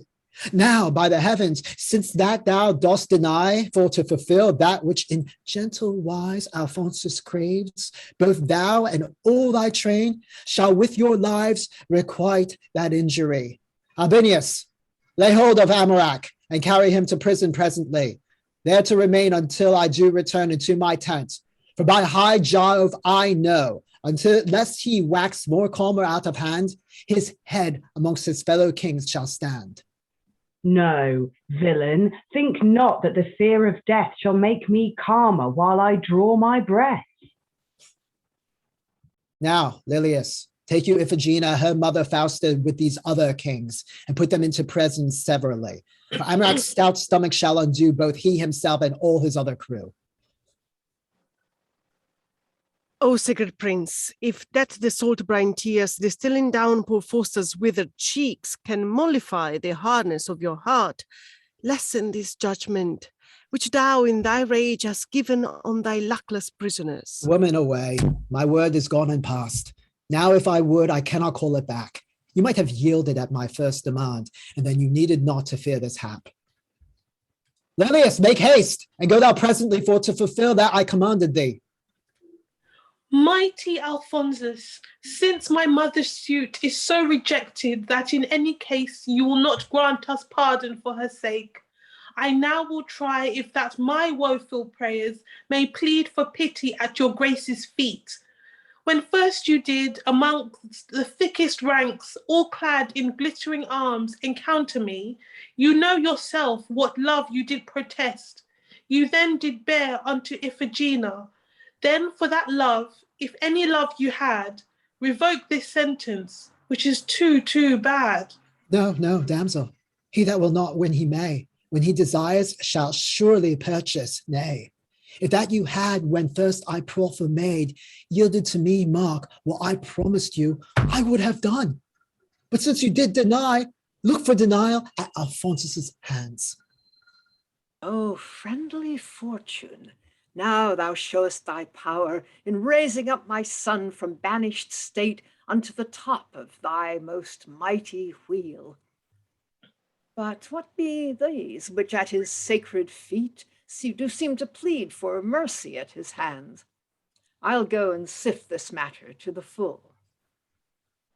Sir Knight, and may a pilgrim be so bold to put your person to such mickle pain for to inform me what great king is this, and what these be, which in such woeful sort do seem to seek for mercy at his hands. Pilgrim, the king that sits on stately throne is called Alphonsus, and this matron hight Fausta, the wife to Amurac the Turk. That is their daughter, fair Iphigena, both which, together with the Turk himself, he did take prisoners in a battle fought. Can the gods be found so kind to me as that Carinus now I do espy? 'Tis he indeed. Come, Albinius, the mighty conquest which I have achieved and the victories the which that I oft have won, bring not such pleasure to Alphonsus' heart as now my father's presence doth impart. What? Ne'er a word, Alphonsus.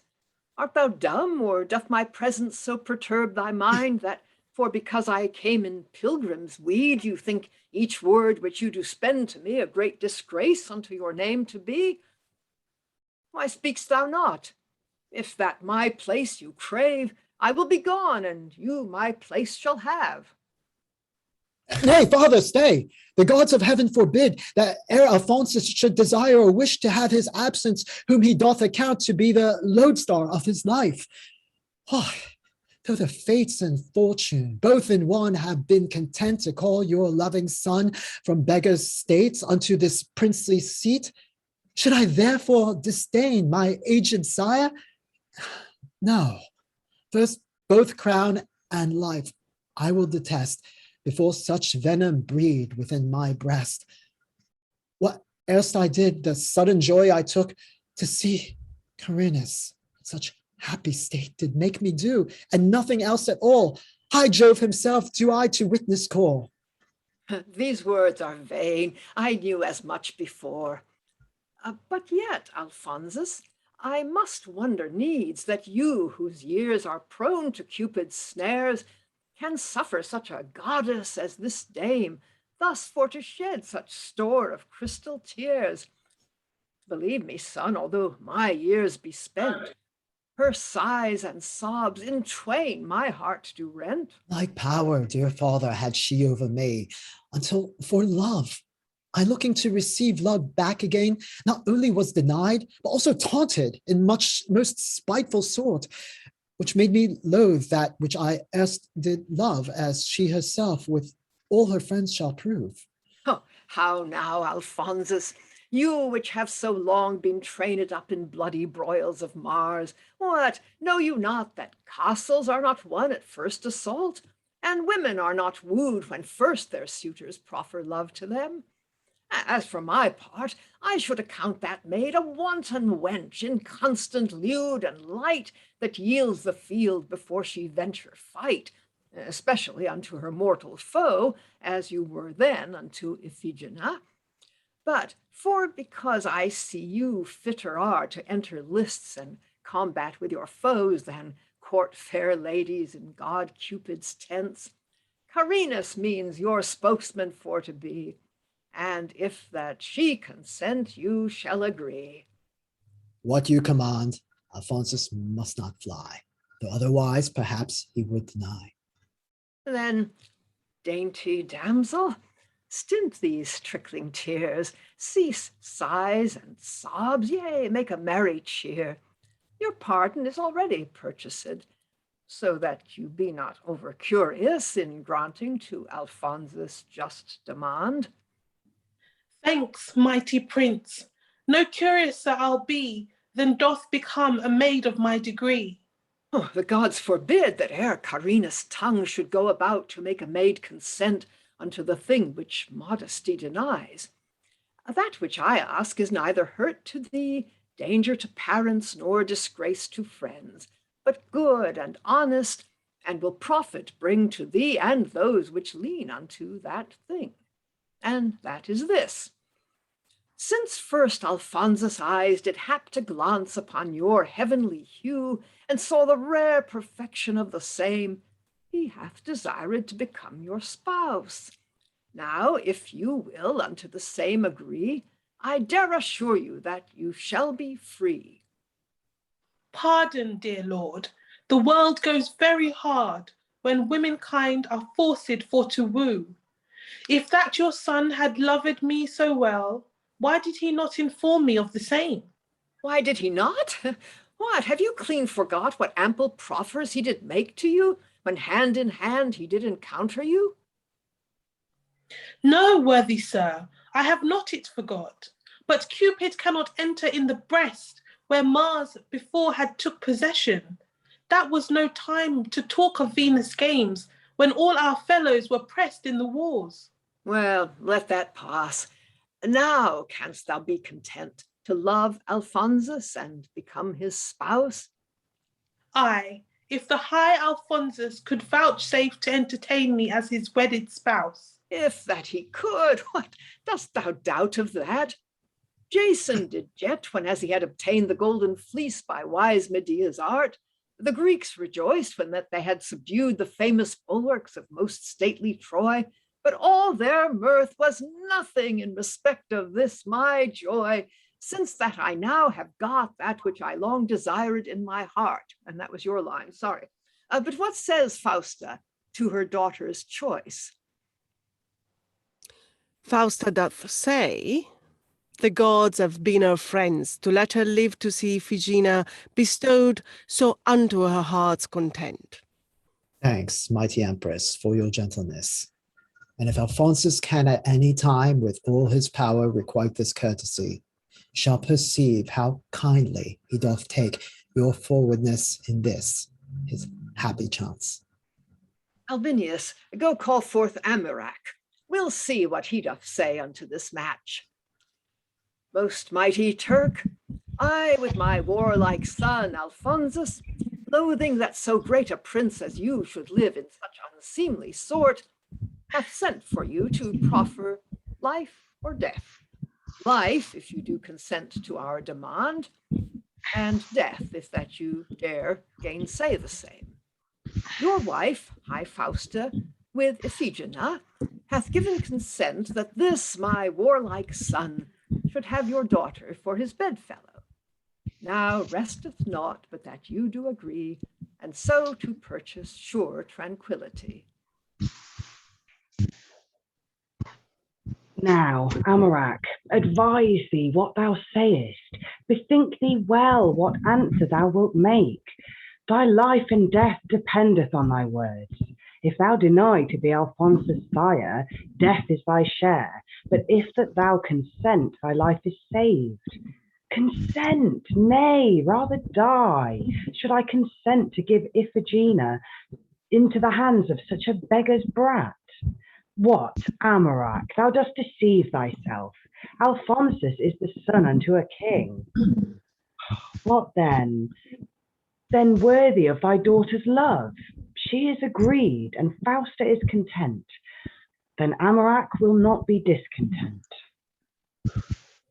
Here, brave Alphonsus, take thou at my hand Iphigena. I give her unto thee. And for her dowry, when her father dies, thou shalt possess the Turkish empery. Take her, I say, and live King Nestor's years. So would the Turk and all his noble peers. Mortal thanks I give unto your grace. Now, worthy princes, since by help of Jove on either side the wedding is decreed, come, let us wend to Naples speedily, for to solemnize it with mirth and glee. As you do will, we jointly agree. Now, worthy muses, with unwilling mind Venus is forced to trudge to heaven again. For Jupiter, that god of peerless power, proclaimed hath a solemn festival in honour of Dame Dana's luckless death, unto the which, in pain of his displeasure, he have invited all the immortal gods and goddesses, so that I must be there, unless I will his high displeasure bear.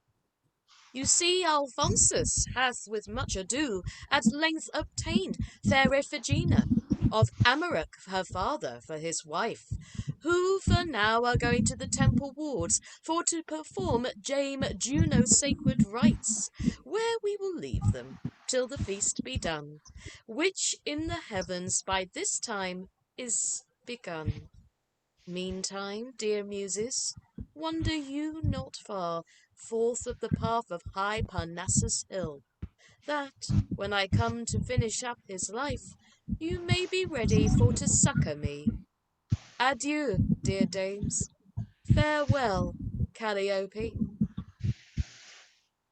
Adieu, you sacred goddess of the sky. Well, loving sisters, since that she is gone, come, let us haste unto Parnassus hill, as Cytherea did lately will. Then make you haste her mind for to fulfill. And everyone exits, playing on their instruments. And Venus, of course, at this point, if you can conveniently, a chair comes down from the top of the stage to draw her up. I don't know if we could. We couldn't conveniently do that. No convenient chair was available. So yeah, we managed to get through that. We do have a teensy little bit of time left over at the end of the session to sort of discuss that it's an odd play doing several odd things. It's obviously got quite a big problem in the centre section that in a sense is quite solvable. In a sense, the entire play is constantly talking about gods in sort of pagan gods and talking. We have literally Venus. That you could actually just substitute a few names and that would solve some of the problems. It doesn't necessarily solve the general depiction of the Turkish forces, but you could remove the big obstacle with basically following the logic of Venus and et al. For a lot of it. But yeah, just in the general shape of the play and following. Obviously, we have a lot of deaths and action that we weren't able to depict. I'm sure anyone watching the video won't have necessarily noticed when certain people died. I think the big element of that I've got noted, my big problem is that Belinus just disappears. I mean, he's clearly screwed by the end, but he's like he's there. I want revenge. I'll get some allies to sort out my revenge, and then he's not there for the end at all in any way. And you just don't get any resolution for him in a meaningful way, which is slightly annoying. I assume he's doubling as somebody else. So thoughts, questions, opinions, throw them in. Quick fire round of final thoughts. Alan. Actually, Belinus' death is reported, and Yeah. I have a feeling that he actually becomes one of the heads on the tent poles. Yeah, but it's not explicitly stated what No. in terms of I'd like to see stuff. I'd like in those final battle scenes, I want to see something happening there. It's a shame. He needs a death speech at least. There's probably another half hour of performance time in terms of all the battles and skirmishes. I don't think so, because they're not necessarily big battles, and I don't think that it's designed that they go on for very long. I'd say 10 minutes. It's a 2-hour play. I think in practical terms it was 1 hour 50 for this, and I think another 10 minutes plus an interval, and that's assuming we don't cut anything in the process of trying to make it acceptable for humans. Other thoughts from the room? Anyone want to leap in? There were some comments in the chat there. Just when Greene's on fire, Greene produces some really nice stuff. Some really playable verse. But there is quite a lot of it. Elizabeth. Yeah, I thought that Alphonsus was a really good eponymous character. He was kind of like the gift that kept giving. The only thing that kind of derailed him a bit was his relationship with Iphigena. Because he wanted her and then he didn't want her anymore. Then Carinus came along and said, yeah, you do want her really. And then he said, oh, fine, I'll marry her. And that was the only thing that kind of marred him a little bit, but I thought he was very strong as a main character. Apart from when he just disappears for ages. It's like Yeah. the entire play is parked for 40 minutes. We go off and do some other magic stuff that's just really weird. And he's not signposted at all as a thing that's likely to happen. Other thoughts? I mean, it's something that Greene does. He does these random things. Helen, you're muted at the moment. I think that that's quite a lot of reorganization needs to be done with some of the lesser characters. I mean, poor old Laelius is constantly being referred to and dragged on and given orders and stuff, but actually doesn't say anything in the whole of the